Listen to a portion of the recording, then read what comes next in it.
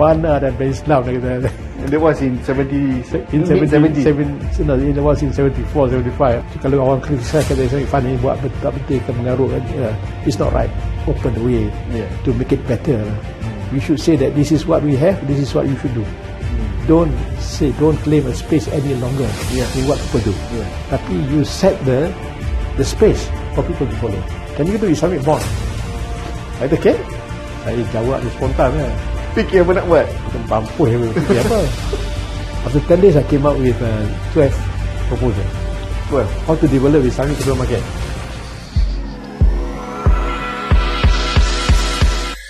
Assalamualaikum warahmatullahi taala wabarakatuh. Waalaikumsalam. This is a very first session ataupun sesi pertama yang dah lama dirancang. We have planned this session for quite some time on a very relaxed mode, podcast, what we call very ASAS, or in English they may say very basic. But the discussion that we're gonna drive is not so much about basic issues. It's about something that have been set up long time ago. For example, ASAS focusing on the Islamic Finance Fraternity, being Islamic Finance Sharia Advisors Association in Malaysia. We'll try our best to recollect back. We'll try our best to bring back the situation in early days of Islamic finance. Of course, we have to bring the figures that involve from the early days of Islamic finance, and together with me today, Wan Rahim. I've known him for maybe, since 2000, and for all that you know, he's a tall signboard on Islamic Finance Highway that will always say, Wan Rahim was there, Wan Rahim was here, Wan Rahim is everywhere. And he's still here, contributing his best. Let me start with a very simple question, Jawan. Yeah? Inshallah. What was your ambitious when you grew up on the early days? You know, and then you can also drive us through why then you drop into Islamic finance and stay and committed until today, insyaAllah. Cik Wan. It's quite a strange process that went through in my life. I am from Kuala Terengganu, the fishing village. So I wanted to become a fisherman. Fisherman. That's it. Yeah. In the course of growing up, I did help the carpenters in the village. So I like carpentry. Then I wanted to become an engineer. Okay. So when we moved to KL, Kuala Lumpur in 1962, I then joined a technical school. Okay. Technical institute that was to train budding engineers to the engineering faculties. So I went there. But the process of education at that time was, I think we were quite misled by the teachers, because I did well in my Form 5. They said, why don't you put your ambition away to go to technical college? Okay. Go and do a sixth form. Then go to university. Okay. Yeah. But fate was that I did well in physics. I did well in chemistry and maths. I wanted to go and do chemistry. Okay. Yeah. Process. Unfortunately, I didn't have the money to go to university. Okay. But ITM came to save me. ITM. So I applied for a course in ITM to do computer science, because computer was the knowledge of the day at that time in 1970, 1970. But I was discouraged because ITM said there is an internal course. You should take an external course. I said, what course? You take actual science. I said, no, I'm not going to take actual science. Okay. That's where people fail and die in the course. So I said, no, I take computer science because I feel that that is the future. Right? So we argued. But this guy was very adamant, the interviewer. He said, okay, you go and do statistics. This was an external course. I said, how many have passed? Later, nobody have passed. That was ITM. I said, never mind, I'll take statistics. So I did statistics and then I passed. But I think the training that I got in that particular faculty was that I was trained with a mathematical mind. very analytics, mathematical mind. And then so when I left ITM in 1973, I joined statistics department for a while, but that was not my cup of tea. Yeah. So there was an opening for a consultancy company. I joined the company and went into feasibility studies. Then there was what brought me into accounts studies. Okay. The fortunate part was that during my process of career, after a year, Dr. Abdul Rahim Ismail joined the firm as a partner. Oh. So he was my what do you call it, divisional head. I see. I was working under him. One day I spoke to him and said, Doc, I don't want to work in this field for my whole career life. I want to become an Islamic banker. Dia kata, Wan Rahim, kata, mana ada banks now. That was his words. And not only just to me, to a lot of people. Dia kata, mana ada banks now. Dia kata, that was in 70. No, it was in 74, 75. Oh, Masya Allah. Then 75, Dr. Halim left the company and I also left. I joined Merchant Bank, ASAS Bankers. Okay. I think that was my first place where I learned banking. More or less, I learned corporate finance. What do you call that? Restructuring, what do you call that? Issues. And I learned how to do IPOs. Quite a number of things. Alhamdulillah, I think the trust that gave me was good. Pasal I was a young bank officer, but I was given quite a heavy task to do quite big deals. For example, among them was the bringing home Sam Tabi to Malaysia. I was involved in some You are part of the Dawn. Team. Yeah. Not the Dawn rate, tapi the part of the real process. Okay. Dawn rate was Guthrie. Yeah. But the first thing that I did, and I can still remember, if you walk along Jalan Raja Laut tu, there is Wisma Sam Tabi. Yes. That was the first sale and leaseback project in Malaysia. Wisma Sam Tabi. And I was involved in that.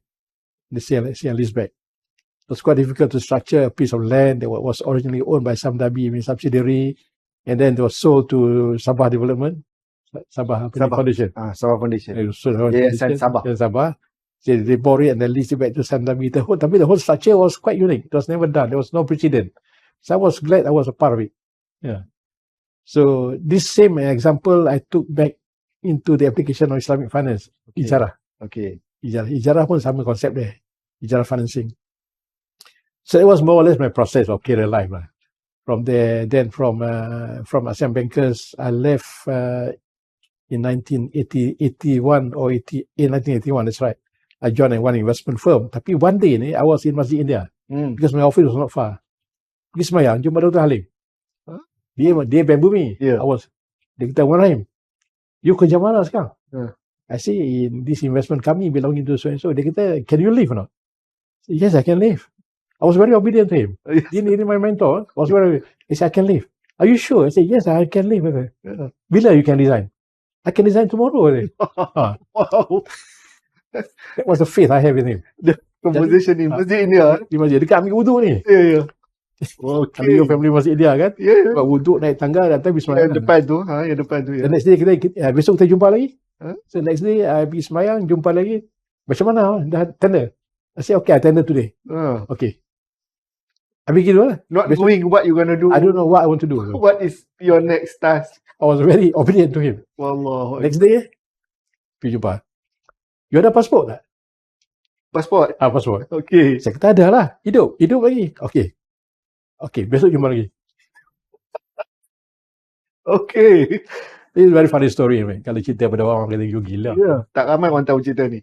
That means people aware of this. Jadi next day jumpa dia. Kita okay, Wan Rahim dia kata, lepas there was near Raya Haji tau.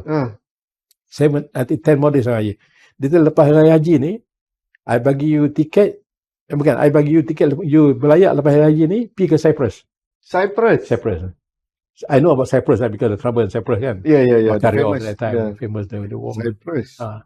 So I jumpa dia next day, dia kata okay, you pergi training untuk Bank Islam. I kata mana you tahu? I kata, you jangan tanya lah. I tahu lah you pergi training for Bank Islam. Yeah, you get apa ni, the ticket, you get some pocket money, then you pay setahun.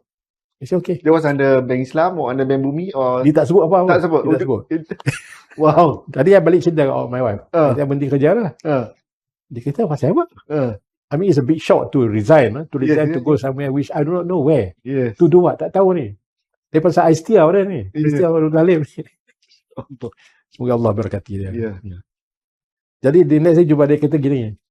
You yang cerita orang kata, I'm going to be the first CEO of Bank Islam. Oh, kata gitu. Jadi macam mana? You pergi training, lepas tu balik, you join Bank Islam. Okay. So, tak ada apa-apa. Tak apa, betul tak? So, I went to Cyprus for 8 months or 9 months. Horrible experience, horrible. Because it was a country that was not recognized by anybody in the world. Yeah. It's cut off. Beli pergi sana tu, banking facility tak ada, telephone line tak ada. Okay, so, I was cut off for 1 year from my family. Surat tinggal hantar surat, it would take 6 months for the letter to arrive. Tapi the most interesting part was this. I never have traveled abroad because my grandmother. Dia pesan. Yeah. Apa kata cik, orang musuh cik. Kata cik, dia panggil Meh. Jangan pergi mana-mana kata Meh.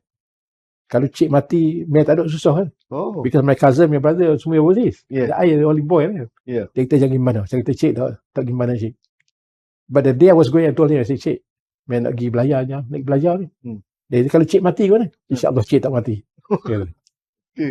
2 days after I left, she died. Innalillahi wa inna ilaihi raji'un. I knew about it about 3 months or 4 months over there. Allah. That was very, very sad for me lah. Tapi that was the lesson. Yeah. Or the interesting part that happened in my life. Yeah. My travel to Bank Islam. So after this course that I went to was in Cyprus. Tapi dia ada joint program with ASAS University. Allahyarham. Both lah. Okay. So the graduation was in Allahyarham. Allahyarham University dia Syed Mohtar, dia tak pernah ada combo. Oh. Dia tak ada combo. Macam mana combo? 10,000 orang combo macam mana? Yeah. That was the first combo they had. So ada gambar tu. Mana gambar dalam combo ni. Yang bagi syahadah ni, Gadal Haq. The rector of university. That time. History lah. And when I received the syahadah ni, standing next behind me was Prince Muhammad Al-Faisal. Oh, okay. The Faisal Bank. Faisal Bank. These were all my teachers, right? Yeah. To name my teachers' name, my main teacher was Dr. Abdul Aziz An-Najjar, Prince Muhammad Al-Faisal, Nijatul Siddiqui was one of them. Okay. And Nevzat Yalchentas daripada Turki, Murat Sizakya from Turkey, he came to INSAF. Quite a number of them. Of course, some of them, most of them spoke without any clue on what is actually Islamic finance. They have an agenda of they want to do financing based on no riba. Itu ya. That's all. Tapi how to do it? Wallah, dia tak kerti. Nobody knows. Because I asked the lecturer in fiqh, nama dia Dr. Abdul Hasan Al-Inani. Saya kata macam mana Syekh kita nak buat konsep of Islamic contract ni in banking. Dia kata, well, you do musyarakah. Itu ya. Itu saja. They have no clue. So to tell the truth is Islamic finance is very difficult. So kalau orang criticize kata Islamic finance ni buat betul-betul ke mengarut, it's not right. It's a very difficult process even to understand the tenets of riba in the Al-Quran. It's not sufficient, not as simple as that. Yeah. Because to bring into practice, you need to understand a lot of things. Yeah. And this is what we did in Malaysia, alhamdulillah. We managed to overcome a lot of things. We cannot say that what we have done is perfectly right, tapi it has opened the way to make it better lah. Yeah. And the call is still there to keep on improving. It's your generation, it's not my generation. Yeah, insyaAllah. People like you should do it. I recently wrote one short article for one magazine, internal magazine. Article tu kata the call to revive economics. Pasal economic practices that we have ni is very obsolete. Even the conventional economics pun dia dah tukar lah. Yeah. The 21st century economics ni dia tukar. They learn from the lesson of Keynesian economics. They learn the lesson of divorcing morality from economics. Kan? Yeah. And they came up with the 21st century theory ni, which is very close to what Islamic economy is all about. Yeah. Although it's still riba based. Yeah. So my call was this: Islamic scholars should now go and rethink instead of just saying that it is just like what we have in Islam, we should say that this is what we have, this is what you should do. Don't claim a space any longer in what people do. Tapi you set the space for people to follow. So this is something which I hope that some people understand what I say. It's a bit harsh, no doubt, tapi that is a call. Someone have to say, someone have to do. The same thing goes for Islamic finance. In finance ni, people complain about indebtedness. When we started in 1983, indebtedness was the culture in all the countries in the world. As people want to borrow money, credit card was rampant. People borrow on overdraft. It's rampant at that time. So kita took that route in. Kita create indebtedness instrument. Unfortunately, kita still carry on that. That's very unfortunate. Because to change the system ni payah. See, system is based on what Bengara has set, policies, guidelines. It's not easy for Bengara to withdraw. But we should also, in the process, then bring ideas. But we have not done. So who is to be blamed? Ini benda asas ni. Ini benar. Bukan kepada asas, tapi benda asas, basic thing lah. Very asas thing. Very asas. So gitulah yang saya boleh cerita. Okay. As I said, I hope I'm not offending anybody. No. As I said, Pak Wan, this part of early conversation will talk about your personality or your journey. You started with a study of Islamic finance in Cyprus. You came back and then you do Islamic Bank Islam. I know you also have a mark, a very solid mark present in capital market, in asset management. So when was that, and how you jump from banking to capital market, and then the rest of the journey? Actually, the attachment of capital market to banking is very close, very near. But so when you talk about capital market, you can talk about fund, equity management, asset management. You talk about financial products, investment products. In the banking sector, then there is a division called corporate banking. Corporate banking. Corporate banking, we do big deals. More than 1 million kita buat corporate banking those days. Today we talk about billions already. Tapi during my days as a corporate banker in Bank Islam, I brought in quite a number of structures that was in conventional banking. For example, syndicated financing. Financing. Kalau syndicated financing ni, it is a co-mingling of, bukan co-mingling really. It is what they call that, a combination of two sets of financing. Satu conventional riba based, satu Islamic. It sounds easy, tapi actually not. The requirement was that the security arrangement must be joined or shared by both. Arrangement. And that was a very tough call actually. How to create a security that is based, that is tied to riba and tied to profit. It was a long discussion. We nearly give up. This is a name that I must mention to you, Encik Kadir bin Kasim, Datuk Kadir Kasim, the lawyer. Datuk Kadir Kasim.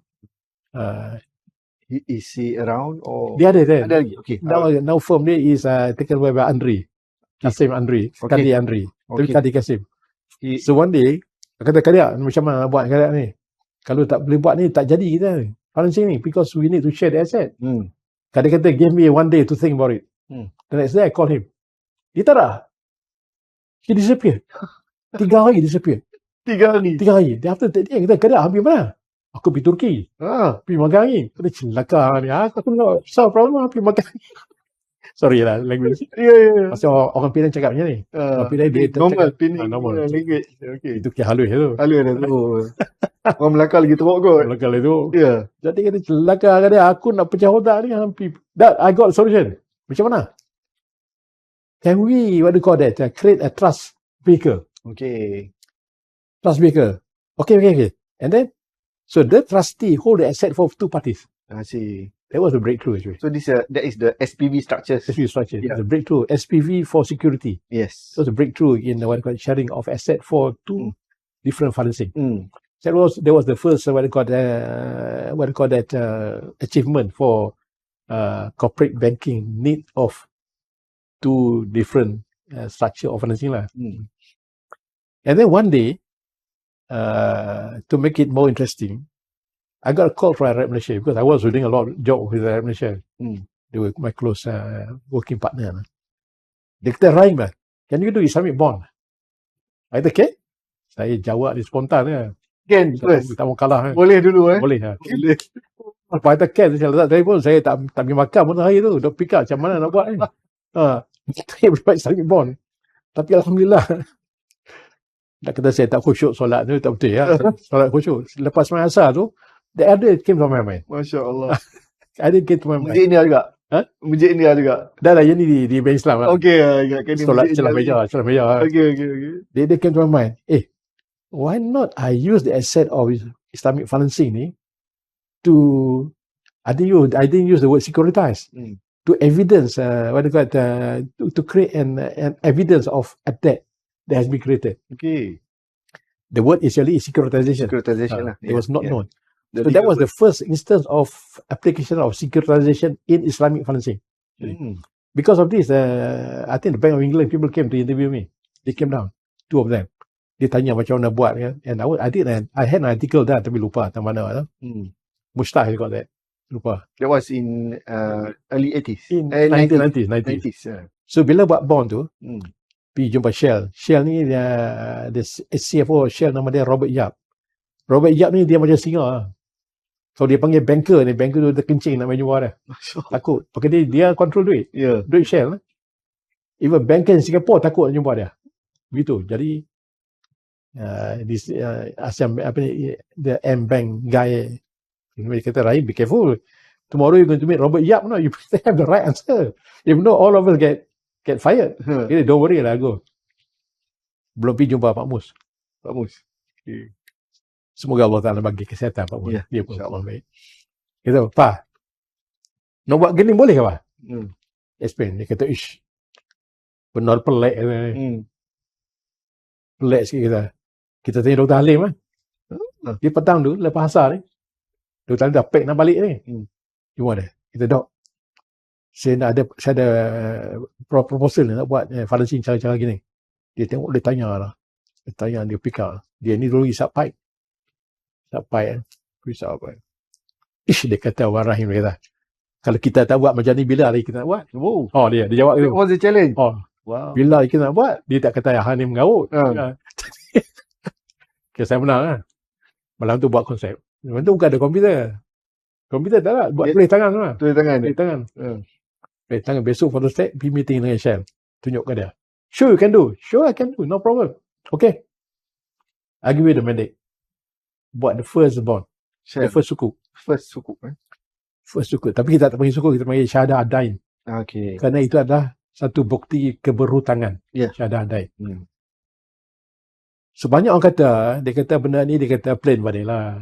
Saya nak habaq lah. Saya kata plain vanilla ni benda yang dah wujud, tapi dia tidak ada keperluan untuk menambah baik lagi. Plain vanilla. Tapi benda ni sebenarnya yang pertama kita buat securitization. Tak pernah buat. Yang keduanya kita menggunakan konsep boleh dijual surat hutang tu. Under what they call that secondary trading. Secondary trading. Under the concept by Adain.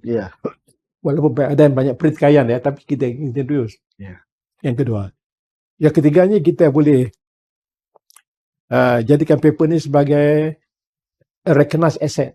Kalau in corporate market kita kata recognized asset bermakna dia dapat diterima oleh siapa ya. Balance sheet. It's good for balance sheet. Good for balance sheet, and then it can be purchased by anybody.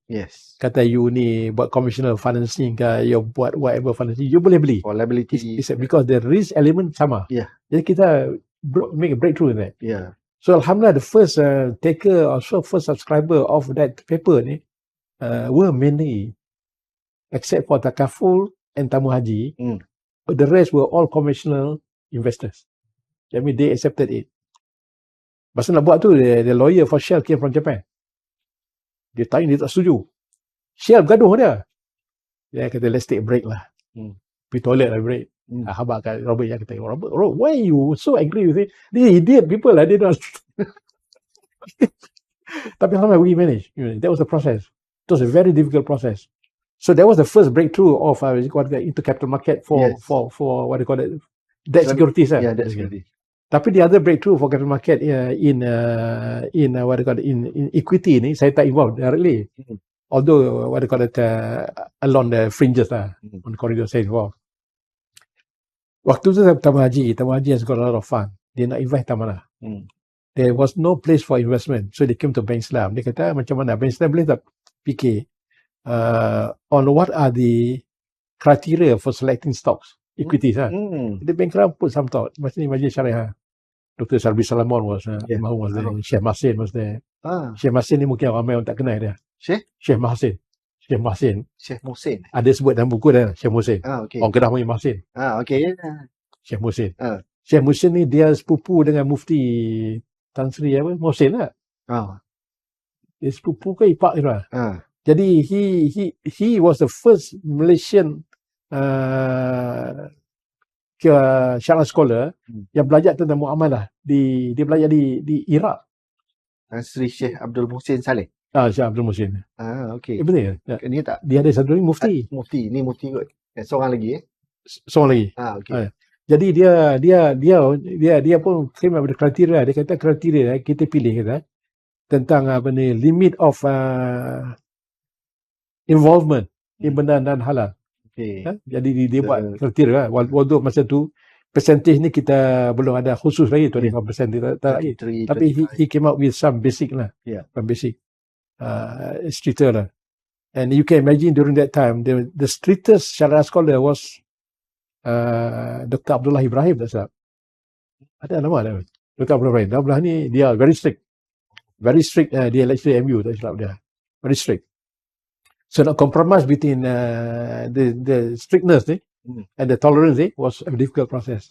But by Islam we came up with a criteria, and that's where then we thought of the unit trust. So I was called in to prepare a concept of unit trust. Although I was not directly involved in unit trust. And then later on the Sharia compliance selection was done by SC. SC took over later on. There was more independent rather than Bank Islam. Jadi how Islamic banking went into capital market was first through debt instrument, firstly. The second into the unit trust. Unit trust. Then of course bila ada unit trust ni we realised that ada fund yang almost meet the criteria of syariah compliance criteria kita buat tu. I think Arab Malaysia, I think, I'm not sure. They were the first. So then the story went on lah. The development took place, and then how the market garnered strength, and then what they call that sukuk became more exciting, more experienced. And in Bank Islam, I did actually 3 different sukuk. Satu tu, the first Shell was sukuk Shell tu lah. Shell tu sukuk was the concept of baik bersama haji. Then I did the second one based on concept musyarakah. Then I did the third one for Petronas Dagangan. This was securitization of the Qadul Hasan indebtedness. Pasal benda ni kita kata syarah resolution kata kita bukan menimbulkan satu keberhutangan yang baru, tapi hutang yang dah selama ada di antara Petronas Dagangan dengan Petronas. Dalaman tapi tak dibayar. Tak ada dokumen pun. Dia just bagi extend. No documentation. I see. Jadi kita kata why do we formalize it? Kita formalize tu kita keluarkan satu surat hutang, tetapi ganjaran dia macam mana? Ganjaran dia kita bagi kepada pemegang surat hutang ni TRS, transfer right TRS lah kita bagi. Bermakna dia ada hak untuk membeli saham Petronas pada bila masa ya. Nah, saham Petronas Dagangan bila masa pada harga ditetapkan. So that was the first detachable warrant. Sukuk dia warrant 3. So 3 ni kira pelik-pelik lah. Yalah. Ya. Yang lain tu became just replication. Ya ada tu. Replication ni dia punya structure berbeza lah. Dulu kita straightforward, murabahah straightforward. Tapi lepas tu dia ada wakalah, dia ada wakalah istismar, dia ada wakalah murabahah. Berbagai lah kan. It's good development, alhamdulillah. So basically itulah kita. So from banking to capital market, then to unit trust. I was not involved directly, tapi I was involved in the what they call not really formulation, tapi in assisting in the development. Then I went to SC. I went to SC. Okay. Before I was in SC. That fall to my next question. Belum. Sebelum saya pergi SC tu, saya pergi Abra Discount after Bank Islam. Abra Discount ni ramai orang tak tahu apa dia discount house. A discount house ni is a liquidity management house. Sekarang tak ada lah. Yang ada liquidity discount ni dua negara, di Australia and UK ada, tapi not active. In Malaysia ni it was a liquidity management house. But when I started in Abra Discount ni, we went to Banegara, kita kata, why don't you give us the mandate to originate sukuk? Yeah. Originate sukuk. Why don't you give us authority to trade in sukuk and bond? Two things. Dia bagi, Banegara bagi. Sukuk market was dead at that time. Although there were few issues, was dead. Bond market pun mati. So what I did was, I know from my record, 1/3 of the patronage dagangan share ni, sukuk ni, is held in Hong Kong. You ingat tak yang Peregrine? Dah mampu tu, Peregrine. I remember yang ada isu yang tentang Hong Kong tu. Hong Kong was the business center. So Peregrine bought 1/3 of the sukuk. So I told my wife, kita beli balik. We go and buy back those sukuk. So we went to buy those sukuk. 1/3 of that, I can't remember. I think 100 million ringgit at the time. So balik ni, what do we do with the sukuk? See, a bond market, a sukuk market ni can only be active if there is market making. Yes, market maker. Market making means I need to be a market maker. A market maker must own a substantial amount of the securities. Yes. So I've qualified lah. Yes. I hold 1/3. Yeah. So I went to order discount. Saya kata, I got this piece of paper, Islamic instrument sukuk. I want to sell to you based on the what do you call that, formula of yield lah yang ada kan, standard formula dia. Tapi I give you a commitment to buy back if you don't want to hold to it. Ada macam repo lah. So that was the first repo. First repo. So bagi commitment, dia pasal sudah lah, dia beli lepas 3 minggu kena marah management dia kata aku nak jual balik. Okay, aku beli balik. It became very active. So the sukuk market ni, based on that experience, became very active. Because there is a market maker, there is the repo commitment. Then only repo became a practice. I see. Lepas tu tak repo lagi. Sekarang ni repo is already a norm kan. Dia banyak benda yang timbul lah. Baik ke betul tak betul, Allahyarham. Saya harap begini kalau Allah Ta'ala kan benda tu hukumnya haram. Semoga Allah Ta'ala ampuni saya itu. InsyaAllah. Dia banyak benda saya buat ni benda cubaan kan. Saya bukan syariah. Saya mengaku syariah. Saya bukan syariah. Orang statistik, orang actuarial science, orang accounting dan sebagainya. Jadi gitulah cerita dah. And then after Abra Discount, after the discount house was consolidated licensing ni, stock brokers, merchant bank, discount consolidated kan, dia jadi investment bank. I was already retired, 58 years old. 58 years old, retired. Duduk rumah ni kira baju-baju pun lipat bagi orang ada. Seluar pun dah susun, pakai plakat, t-shirt, pagoda duduk rumah. Then I got a call, after 1 week got a call. 1 week only? 1 week, daripada SC. Nick Roslin. Almarhum. Allahyarham. Weh, buat apa weh? Aku duduk saja ni, aku tak ada kerja dah. Patching lah. Minggu depan kita pergi lunch. Dengan siapa ni? Dengan MD. Nick Ramlah. Datuk Nick Ramlah. Semua kawan-kawan. Pasal apa? Sajalah jumpa-jumpa. So, tapi lunch cari baju nak pakai. Baju tak pakai 2 minggu dah kuning kuning. Pergi basuh balik lah. Just for that lunch For that lunch. Allah. Kita ni orang lah, dia orang Kelantan. Buat apa? Tak buat apa lah, patching lah. Esok pergi kerja. Saya kata kerja apa? Saya tak apply kerja apa. Esok pergi kerja. Chairman approve lah. Chairman approve? Macam mana Chairman approve? Dah, you mari esok. Chairman approve. You mari kerja esok. Chairman pun kawan lah. Masa tu siapa Chairman? Tansi Zarina lah. Okay. Jadi esok pergi kerja. Orang masuk kerja ni kena isi borang lah. Borang application. Borang application betul tak? Tak ada. Saya besi borang KYC lah. Yalah. Isi borang tu. Lepas tu jumpa Nick. Nick, kerja apa ni? You fikir lah apa kerja nak buat. Dia bagi 1 month contract. You fikir apa kerja nak buat. Fikir apa nak buat. Kita mampu ya. Fikir apa. And it was in 207. Oh ya Allah. Sebab ada komputer depan. Google macam mana buat. Tak jumpa cari lah. After 10 days I came up with 12 proposal. Well, how to develop the Islamic capital market. Travel lah.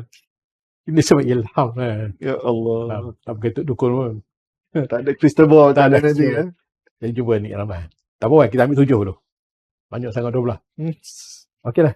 Dok, I'm finishing my contract ni. 3 minggu lebih ya. Yalah. Dah kita sambung. Sambung pasal apa? Dia kena cari PT ya. Kena cari duit, funding.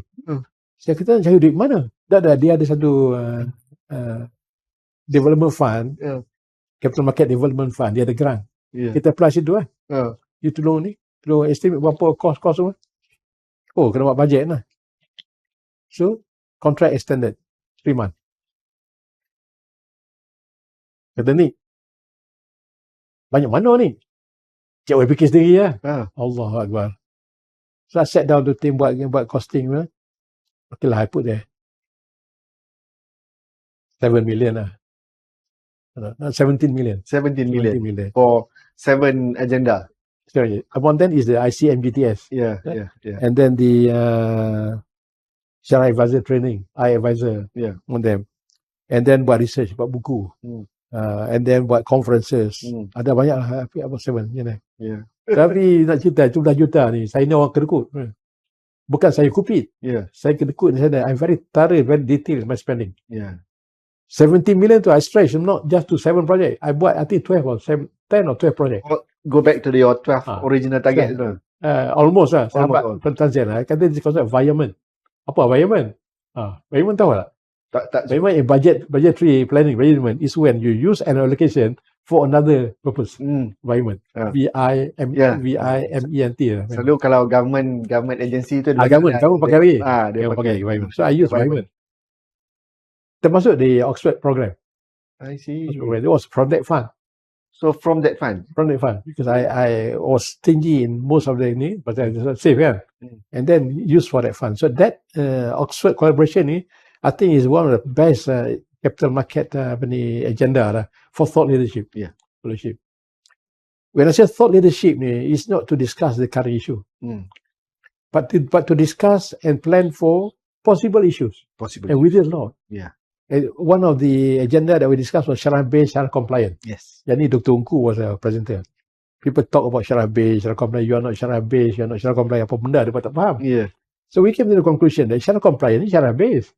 Because it's based on the Syariah, requirement, that we make it compliant. So it's the same. But it is better to be Syariah-based. So begitulah dia. So I said, you are the tall signboard in Islamic finance in Malaysia and also in global. There's always a signage that people will not miss when they walk along Islamic finance journey. I hope they remember the good parts. Inshallah, they will remember the good part, but they also remember your vigilance, the effort that you say. Boleh first, lepas tu menung, lepas tu that part I think is something that everybody will have to consider lah. But coming back from that practical application, Cik Wan, I'm sure that along the way you have challenges to convince the professionals, the accountant, the lawyer, the tax people, and on the other side you also have to convince the scholars, which are very limited in terms of knowledge, very limited in terms of exposure, and also the precedent on Islamic finance reference, especially on this market.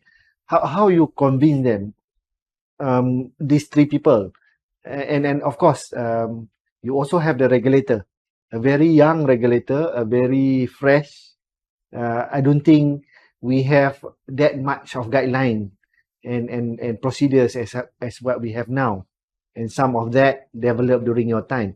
So how you manage, how you balance yourself between commercial, between Sharia people, between professional, between the regulators, and also the economic crisis of the world, which are again not within our control as well. How, Cik, you balance that? Actually, most of this product ni are more or less replicated lah. Replicated. Jadi kalau replicated ni, dia the closeness or asset category ni sama. it became the same category, Yes. the asset classification. So it was not difficult to convince the professional, Yes. lawyers pasal lawyers ni, we have retrained them in the basic concept of Islamic financing. How to do, what do you call that, how to structure contract kan, the need for more than one contract, the precedent of execution, kita convince lah. Yeah. Cuma to some extent kita nak convince the professional on the tax statement, on the book entries lah, book entries. But they're always it's easier to convince them because they tahu the substance of form issue kan, they tahu. They manage to overcome that.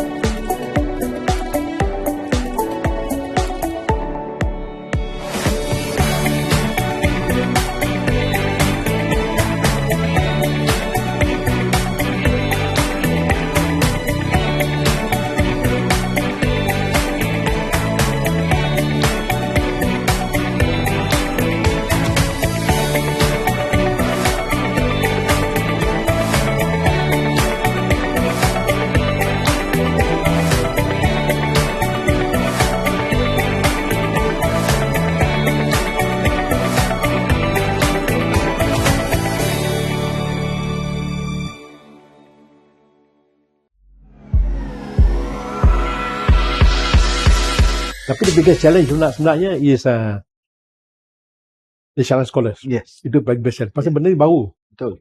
They are new to Islamic finance. They are new even to buy indah pun. They are new to that. Yeah. They are new to buy adan ya. Benda baru semua. They are new to securitization. Dia benda nak convince dia. Kenapa benda ni boleh dilaksanakan cara patuh syariah. Betul. Why it should be done. What needs to be done. Their concern was always process and system. Perform dia.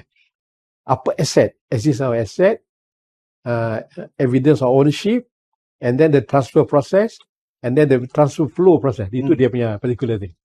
Dia mesti transparent. Yeah. What is required in governance? Kalau kata corporate governance, kita kena ada transparency and disclosure. Sama. That is Islamic. That is maqasid. So kita kena detail out the transparency and disclosure aspect. So there. On the aspect of practicability of the instrument ni, once you are able to convince the money market players, the other one, and then it will be easy. Alhamdulillah, that time money market player ni yang paling saya ingat lah, nama dia Tan Sri Noor Yaakob. Dia ni treasury person. Dia faham. In fact, to tell the story, masa mula-mula buat dia suku tu, he came to Bank Islam to meet me. He was with the government or he was in Bank Negara. He came to Bank Islam to meet me. Bukan kita Johor, kita kerah pergi panggil dia. Dia main coba, dia kata, Wan, macam mana buat, you apa, you buat ni mana ni? Dia kata, dia sama macam bond ke? Okay, dia kata, they will use this formula. So, that was done. When that was done, you know, macam sukuk proses ni, banyak orang lupa sebenarnya, sukuk proses ni, saya pun baru buat satu dokumen on the issuance process. Bukan on not just on the structure of contract, tapi issuance process ni the required criteria on how to issue a suku after the contract process. Bermakna how to get dia panggil ID codes for the suku. ID code. Where to get the ID code from, kan? And then with the ID code ni, how to transact the primary market. Yang kedua. And then what is the process for settlement of the transaction, which is rentas. Rentas. Kalau first step tadi was fast, and then after fast rentas. Yeah. Dua. And then what about the secondary market? Secondary market dia ada dua kategori. Dia ada fast, dia ada lagi satu ETP, ada bursa. Betul. Electronic Trading Platform. Yeah. Jadi banyak orang tak faham. Yeah. And then what about the custodial? Custodial dia ada CDS, ada bursa, dia ada SSDS, ada bank negara. Tiga. Jadi dua. Yang benar-benar dia keliru sikit. Yeah. Banyak ledger. Alhamdulillah, I'm involved in a project which would eventually integrate all these things. Jadi lah the whole thing was to convince ni senang. Tapi to get the syariah ni was a big challenge. Yeah. Pasal bukannya setakat challenge di outside syariah members. Dulu lecture you are aid of my selalu lah. Yeah. Sampai ada paper dengan arwah Zakaria Man. Yeah. Kawan baik saya. Yeah. Tapi he put a paper that became a very polemic paper. Tapi that was good thought for discussion. Ya kita kena tahu juga di mana kelemahan yang kita tidak perkokohkan untuk menjawab soalan. Betul. So in any issue actually kita must be ready with all these stupid questions. Yeah. All these stupid questions which will surface from time to time. Even sekarang ni pun masih timbul in the financing contract of housing masih timbul question macam ni. Betul. Pasal yang pertama dia baru belajar. Betul. Dia belajar dan dia tidak belajar benda yang dah di-discuss, dia tak belajar. That is one of the slackness of academic system lah, not knowledge. So that was a challenge. Tapi alhamdulillah this challenge ni dia tak lama, sekejap. Kalau kita boleh tackle the issue in Malaysia, then there will be issue from outside Malaysia lagi challenging. Exactly. IOFI for example, exactly. is very much against the definition of sukuk kita. Betul. Sukuk kita kata is evidence of debt. Ownership of that, tapi dia kata no, you cannot include that is not an asset. Yes. Tapi tak apalah, kita tak tahu bergaduh tu. Kita kata kita structure sukuk based on mandate. Kalau you nak mandate that, kita buat that, no problem, because in Malaysia kita buat buy and die. Tapi Saudi pun buat buy and die. Nak kata kan, kita tak boleh buat ya. Bermakna tak boleh lari. You cannot run away from this element. You need to structure them nicely, itu ya. Betul. Jadi itulah cabaran yang kita ada. What about the financial crisis? It's all debt. Apa jadi hutang-hutang yang timbul banyak tu? Macam mana nak buang mana? So there are banks that bought the debt. Kan? They bought the debt. They vulgarize, cannibalize the asset. They joy. They make some recovery. So to some extent the bank that has sold the debt ni dapat sedikit pulangan lah kan. Jadi kita kata rugilah. Saya kata dalam Al-Quran surah Baqarah dia kata ada sebut tentang permudahkanlah orang yang berhutang. Permudahkanlah. Bagilah tempoh masa. Longgarkan hutangnya atau ampuni hutang dia, ampuni. Jawapan kita, rugilah bank. Saya kata brother, bank ABC tu dia buat riba tu, dia ampun hutang dia. That forgiveness. Where is our element of ada panggil patient, compassion? Tak ada. Kita belum ada ibad ni. Kita belum ada. Kenapa kita tak ada confession in that? Sebenarnya kita ada, tapi not to a large extent. Kita ada dalam zakat dia gharimin. Ada bank-bank di Malaysia ni, dia ambil sebahagian dari zakat yang dia diwakil pada dia bagi untuk gharimin. Klien dia sendiri yang tidak ada upaya untuk bayar hutang. Sebab dia kena stroke ke, PKP ke, macam-macam. The husband died kan, tinggal hutang. Dia bagi. Itu actually debt forgiveness. So we need to look into it more detail. Berbalik pada ni, saya kata, I want to just highlight to you, maybe ASAS can look into this.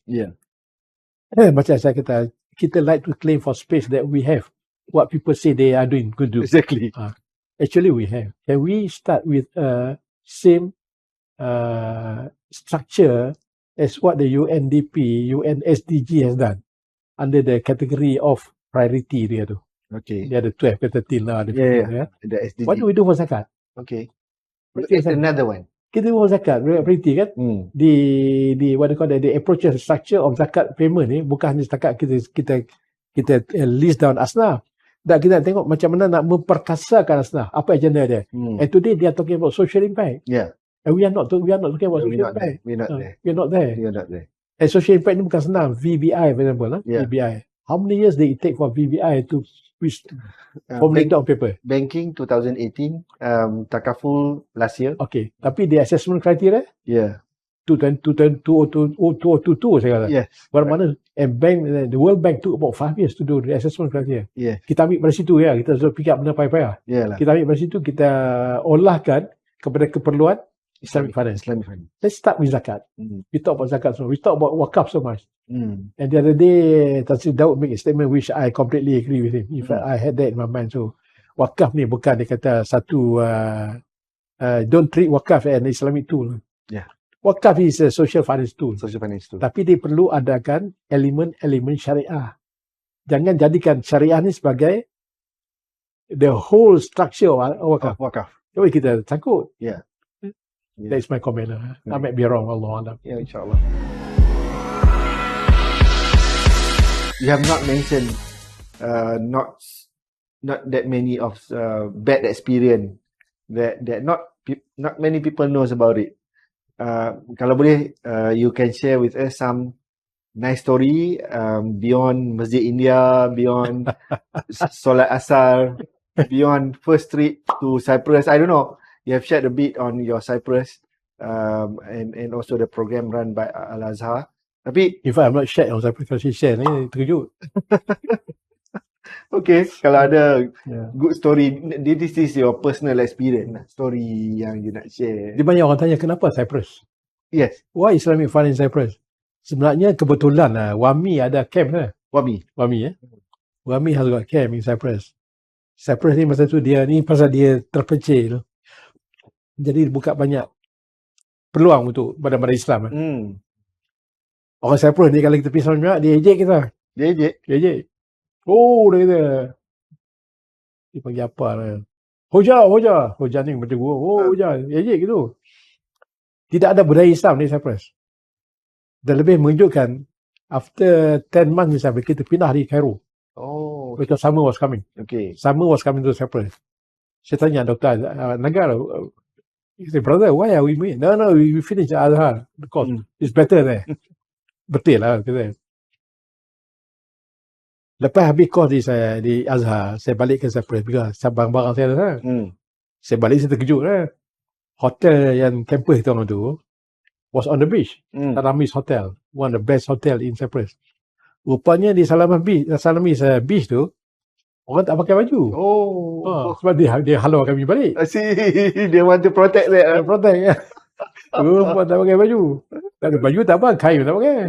Jadi, that was a cheap destination. I see. They want money, basically. They want money. Cyprus wanted money. So they don't care about right and wrong. But they are not Islamic anyway.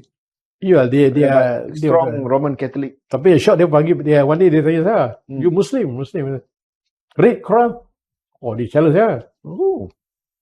Jadi kawan saya budak tu dia kata hang suruh dia baca Quran, jadi imam pun boleh. Jawab. Tapi sampai satu kampung tu, lepas maghrib dia orang kubur dia suruh saya mengaji, baca Quran.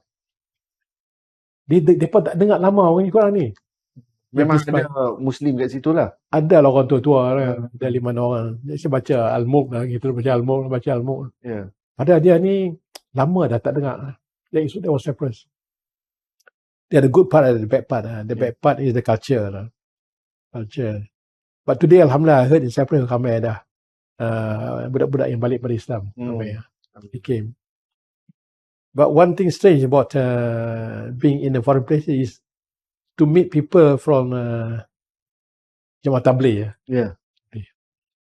The first time it happened to me in Cyprus. Lepas balik semua jemaah ni. Assalamualaikum. Apa khabar? Itu siapa? Kat Melayu aku ni. Budak Tabligh. Where you learn? Indonesia, Malaysia. Ajak makan lah. Makan okey lah. Saya kata saya pergi ke Tunisia.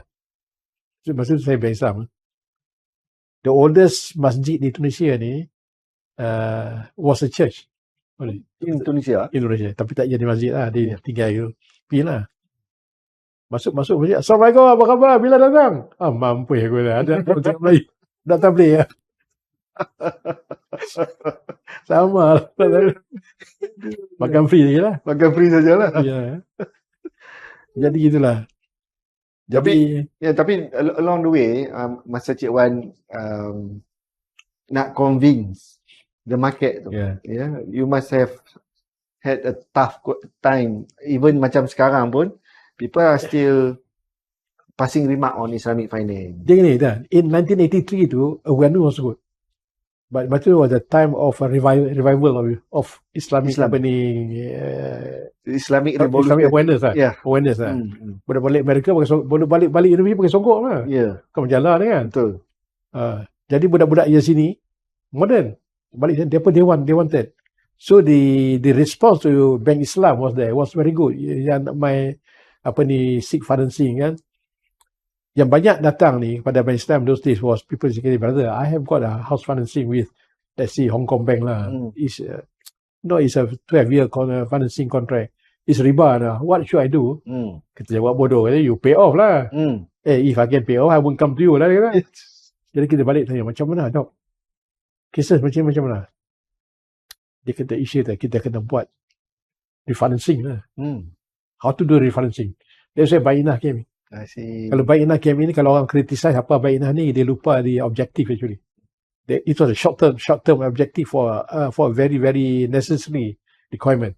I see. To enable people with house financing, riba based, to exit from what they have and then to come to Islamic financing. Of course, there are many criticism, especially on contract structure, on the pre-promise to pay, macam-macam kan. Of course. But our agenda was kita exit them. Kita exit them from what they have been suffering for many times. The unfortunate part was that some banks use Bainah ni as a personal financing contract mechanism. Yang tu silap dia. It's not out of necessity. Personal financing ni out of what do you call that, flamboyantness. Yes. Bukan necessity. Tapi Yeah. orang beli rumah ni dia necessity. Betul. Kan? Dia kata aku macam mana, aku dah menyesal. Awareness, hatta satu hari ni saya pergi ke Guinness Stout. Kalau nak minum. Yeah. Pasal Persatuan Pekerja Melayu Guinness Stout menjemput. Ada persatuan. Di sana masuk. Kita ada surau dia. Kita kadang-kadang ada taklim ni. Ustaz, surau. Dia nak house financing. Dia kata kita boleh bagi house financing. Tapi masalah syariah tak membenarkan sebab source of payment tu daripada gaji yang tak halal. Betul. Jadi kita siapa nak bagi gaji macam ni? Dia kata gaji bagus. Macam mana nak jawab? Saya tak boleh jawab. Saya rasa benda-benda tak ditekap lah. Kesudahannya tidak ada lah. Tak jalan. Itu satu apa ni, kegagalan lah in some way, how to structure that. Betul. In fact, it could have been structured through creation of SPV. It could have done that way.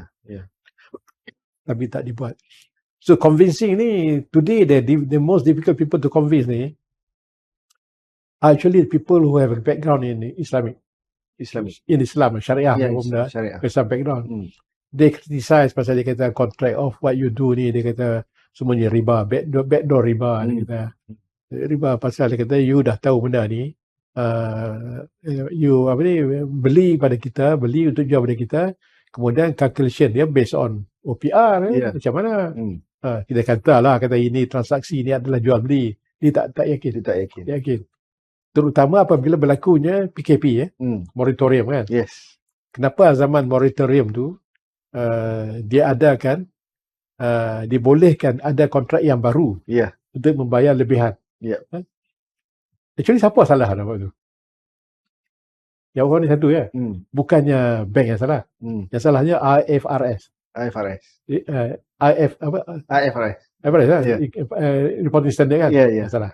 Pasal di accounting standard kata whatever has been promised to pay and not paid within the time frame of 3 months is going to be treated as bad debt. Jadi automatically bad debt. Dia tak kira hutang tu hutang Islami kan, dia akan jadi bad debt. Kalau non-Islami dia tak apa, dia just penalty interest Tapi Islami macam nak buat penalty interest. Betul. Jadi kita buat kontrak baru lah kan. Baru. Ini alhamdulillah tak ada banyak orang pertikaikan, mungkin banyak orang tak nampak. Betul. Tapi tak ada orang soal lah. So benda macam ni lah. So in term of challenges ni until today is people who come from the fresh graduate especially in Islamic finance. Fresh graduate in Syariah. And to a certain extent, some people they have their different perspective if they come from economic background as well. Because they try to link between economist, socialist, capitalist Yeah. and banking comes as a capitalist Yes. component. So I think throughout my journey in Islamic finance, we cross path in many junction. Some question that come from Islamic finance or Islamic studies critics is expected. Yeah. And there's also a comment and remark from people with economic background.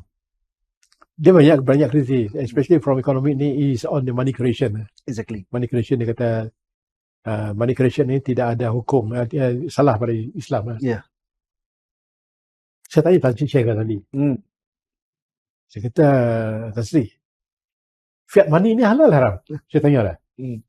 Dia kata dalam fiqah, dia kata apa jua, dia kata janji yang dibuat oleh kerajaan tu adalah halal. Fiat money is janji, promised by the government. Yeah. Kerana kerajaan ni satu entiti yang diiktiraf oleh syariah. Jadi dia kata fiat money tak haram. Walaupun fiat money berbeza dengan gold, silver, whatever it is kan, berbeza. But this promise is a promise. Jadi under the scenario of fiat money ni, culture dia ada the freedom to create money. Tapi the freedom to create money ni bukan pada semua orang. Betul. Only to licensed institution. Yes. Primarily the central bank. Yeah. And central bank give the mandate to the licensed bank. Yeah. Jadi is licensed kan? License. So kalau bank create money, the bank has got a mandate from the central bank. Central bank has got the mandate from the government. Jadi haramnya di mana? Yeah. Okay, satu. Yang kedua ni kita nak komen pasal banking.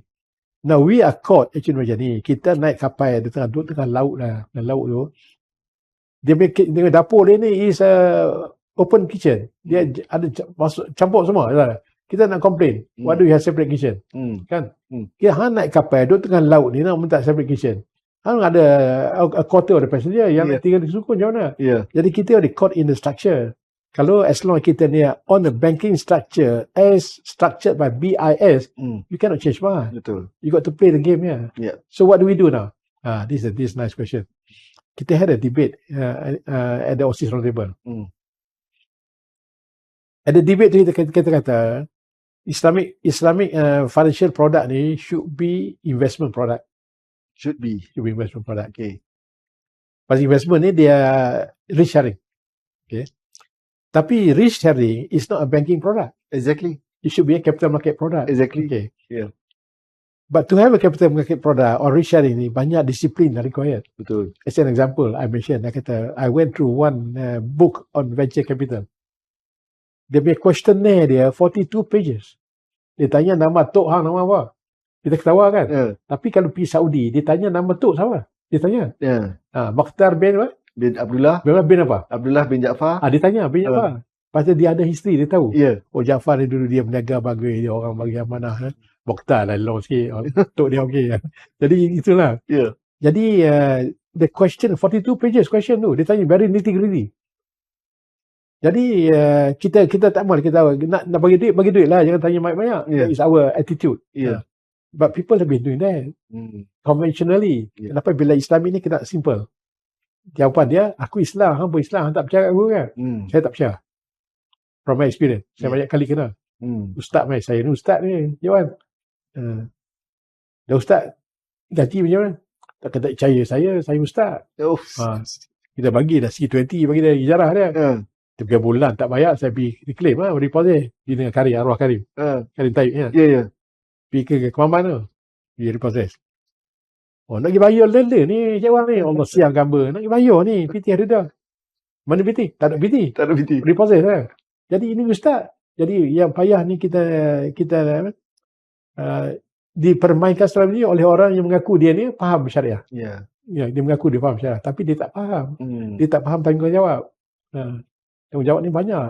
Tanggungjawab dalam janji bila berhutang, cara etika berhutang macam mana, banyak. Sama pernah saya ni Karim orang bawa pula pistol atas meja. Letak? Dia masuk bilik, Assalamualaikum, pum, orang tu bawa pistol atas meja. Dia mampu aku nak tanya apa, nak hutang tak buat ni. Pistol depan lah. Dia macam mana? Tu orang Islam. Orang Cina tak buat yang tu, walaupun dia kafir. Jadi actually itu the mindset ni. Kerana gini, saya kata kerana dalam bab agama ni banyak kaunselor agama on the social media. Yeah. Itu masalahnya. Tambah banyak. Ada juga kadang-kadang bila serving in ASAS ni, sometimes people ask ASAS to argue back. Lawan, dia kata, this scholar cakap gini, itu ekonomi cakap gitu. Itu bukan kerja ASAS. Itu kita kata tak. Kita bukan, kalau dia kata if not ASAS, siapa yang nak menjawab? Kadang-kadang kita kata, so Arif ya, we choose the opponent lah. So Arif ya, now dah ada Arif, alhamdulillah. Kita tai chi dekat Arif lah. Let Arif to answer the question. Cuma kalau hantar bak ni pada Razli ya. Rekodnya tak InsyaAllah kita hantar kat Razli. Razli and the team. Over to you. Over to you. Yeah. Tapi Cik Wan, kadang-kadang kita terasa juga we have, I think you know that we have 39 universities in Malaysia, IPTS, IPTA, prodding Islamic finance graduate. And we have a problem of employability. What is your advice to the graduate? In my course, ASMGT, in my course, my first phrase ni saya menghina semua. Sebenarnya. Sebab boleh belajar insaf dengan Bengal, UIA. Angkat tangan, saya kata, Han tak belajar apa sebenarnya. You have not learned anything there. After 3 days, I kata, Cik Wan, actually what you say is right lah. We have not learned anything. Because now we realize that things are different from what we learn. Exactly. So that is the thing. Kita salahkan sahabat, salah universiti kan? To some extent, yes lah. The lecturer ni, they got agenda. Agenda dia, too many things to do. Dia punya research objective dia kan. Yes. Jadi dia up to date on a lot of matters. Although there are many conferences, event ni, dia tak ada masa nak join. Yes. Kan? Kemudian they are lack of material. Yes. To read. That's one thing. The student themselves ni, they kena rajin. I told them, I have my smartphone. But I am on my smartphone almost half an hour for every hour lah. Tapi saya Google, saya cek GPT kan, saya Google, saya tanya soalan. And I got a lot of ideas from there. Saya bukannya mengarut sangat. TikTok saya tengok lah. Ya. Saya ada account TikTok pun. Orang share lah, apa benda lah. Saya tak share pun. Saya tengok orang lah. Yalah. But, okay. Jadi saya kata, you must read. There's some people who come to the course ni, they relearn themselves. Dia sedap bahawa apa yang dia belajar ni is too basic. And then, dulu masa di we printed a book now. A 6 series volume on Islamic finance. Buku biru. Okay. Tapi buku biru ni kena update lah. Yalah. Yang nak update ni is very expensive. Betul. Jadi kita tak buat lah. Tapi that book was very helpful. Writer dia, Dr. Ungku was one writer. Yeah. Jadi, actually is the relearning process. What you learn in university to get a degree, to get paper itu. But to get to the job industry ni is a different cup of tea. Yeah.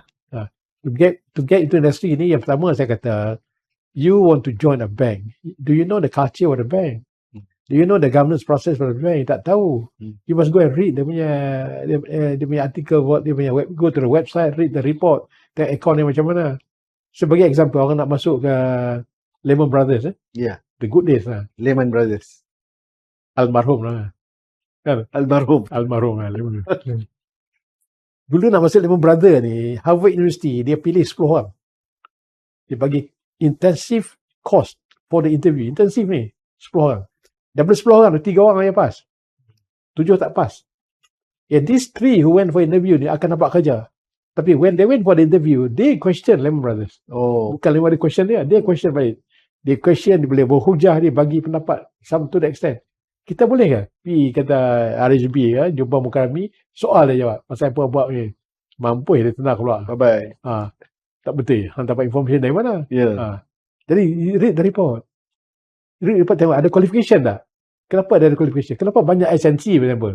Ada bank banyak SNC, tanya kenapa banyak SNC? What do you do with the SNC? Tanya prosedur dia kan. Apa dia punya proses? Kena belajar lah. Jadi dia tak belajar. Yeah. Dia benda macam ni I think is the part of the student. There must be a what do you call that?